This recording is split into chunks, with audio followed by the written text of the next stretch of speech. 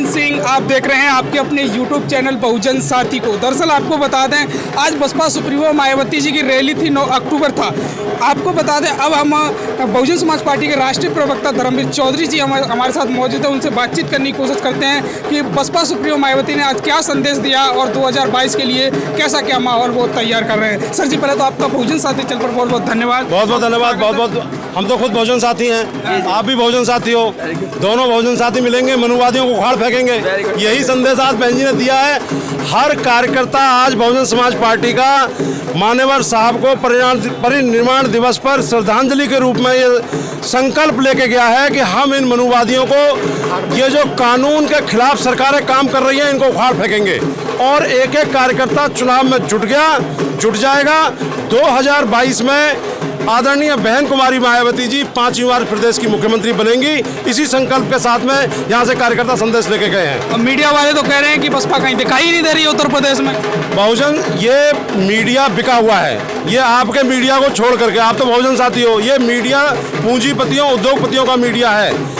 ये बिका हुआ मीडिया है, जो इनको पैसे देते हैं, ये उसके फेवर में खबर चलाते हैं। और ये बहुजन समाज पार्टी को हमेशा कम आंकते हैं। लेकिन बहुजन समाज के लोग अपनी वोट की ताकत से, जो बाबा साहब ने हमें संविधान में वोट की ताकत दी है, इनको मुंह तोड़ जवाब देने का काम करते हैं और करते रहेंगे। जब जब चुनाव हुए हैं, चाहे वो 12 का चुनाव हो, चाहे वो 7 का चुनाव हो, चाहे वो 17 का चुनाव हो, हमेशा बहुजन समाज पार्टी का वोट परसेंट बढ़ा है। आज तक कभी कम नहीं हुआ और आगे भी बहुजन समाज का वोट बढ़ेगा। सर्व समाज के लोग बहुजन समाज के फेवर में वोट करेंगे। ऐसी मैं सर्व समाज के लोगों से आपके चैनल के माध्यम से अपील करता हूं। आज हर समाज प्रताड़ित है, चाहे वो ब्राह्मण समाज हो, चाहे वो मुस्लिम समाज हो, चाहे वो किसान कमेरों का समाज हो, तो इस सरकार को उखाड़ फेंकेंगे और निश्चित जो है हम 2022 में सरकार बनाएंगे। लखीमपुर खीरी में जो किसानों के साथ हुआ, उसको लेकर आप क्या कहना चाहोगे? लखीमपुर खीरी में सरकार को तुरंत अजय मिश्रा को, प्रधानमंत्री जी को बर्खास्त करना चाहिए और जो उनका लड़का है उसे तुरंत जेल की सलाखों के पीछे डालना चाहिए। ये बहुजन समाज पार्टी की नकल करते हैं बीजेपी के लोग, लेकिन प्रधानमंत्री जी अगर लॉ एंड ऑर्डर में, मुख्यमंत्री जी अगर लॉ एंड ऑर्डर में आदरणीय बहन कुमारी मायावती जी की नकल करते तो ये प्रदेश की हालत आज ऐसी नहीं होती। यहाँ ये गुंडा राज, जंगल राज जो चल रहा है, ये ना होता। 2022 के चुनाव को लेकर आप अपने जाट समाज के लोगों को क्या कहना चाहोगे? जाट समाज के लोग तो बहुत प्रताड़ित हैं।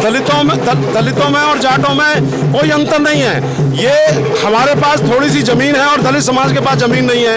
ये लोग मिलकर के खेत में काम करते हैं। सदियों पुरानी परंपरा है, सदियों पुराना भाईचारा है और आज जाट समाज प्रताड़ित है। 1 साल से ज़्यादा किसान बॉर्डर पर पड़े हुए हैं। कैसे जो है किसानों के ऊपर गृह राज्य मंत्री के बेटे ने कुचल करके कीड़े मकोड़ों की तरह मार दिया, तो ये जाट समाज के लोग बेचारे कहाँ जाएंगे?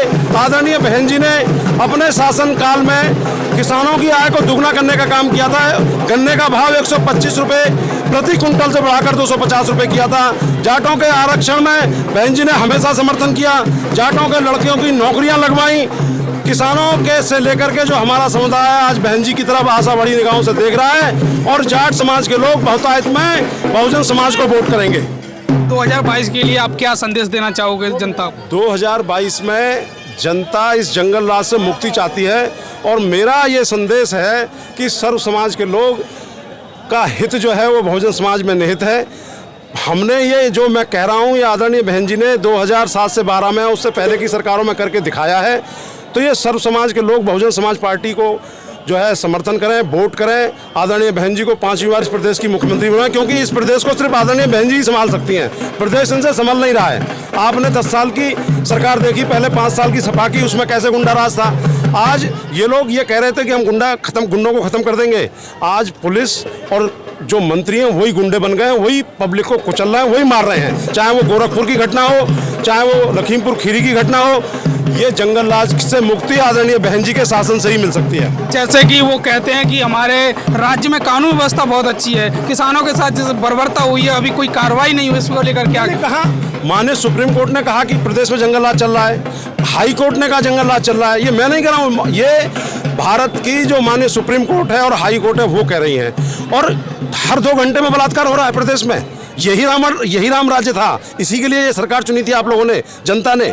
इस सरकार बिल्कुल फेल हो चुकी है और आज प्रदेश की जनता आदरणीय बहन कुमारी मायावती जी के लॉ एंड ऑर्डर को याद कर रही है और बहन जी की तरफ आशा भरी निगाहों से ये 22 करोड़ जनता देख रही है। आप मेरी बात को गांठ मार लीजिएगा, जैसे 2022 में सामाजिक समरसता के रूप में, सोशल इंजीनियरिंग के रूप में आदरणीय बहन कुमारी मायावती जी को प्रदेश की जनता ने चुना था, वैसे ही इन कुशासनों से 10 साल के कुशासन से जनता 2022 में आदरणीय बहन जी को दोबारा चुनने के लिए तैयार बैठी है।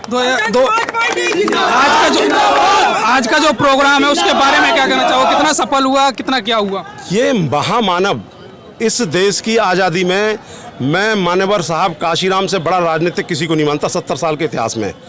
बाबा साहब ने जो काम किए उसी कारवा को मान्यवर साहब ने आगे बढ़ाया, आदरणीय बहन जी आगे बढ़ा रही हैं। मान्यवर साहब मेरे आइडियल महापुरुष हैं, मैं खुद उनसे बहुत प्रेरणा लेता हूं।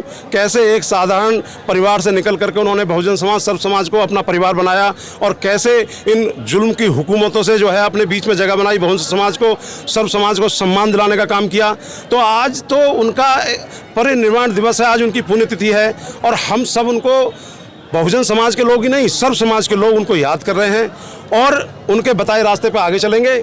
और निश्चित इसमें जो मान्यवर साहब ने हमें रास्ता बताया है उसी रास्ते पे आगे चल के हम जो है इस सत्ता में अपनी भागीदारी करेंगे। आपका बहुत बहुत धन्यवाद बहुजन साथी को समय देने के लिए। आप देख रहे थे बहुजन साथी, वीडियो को ज़्यादा से ज़्यादा शेयर करें, वीडियो अंत तक देखें।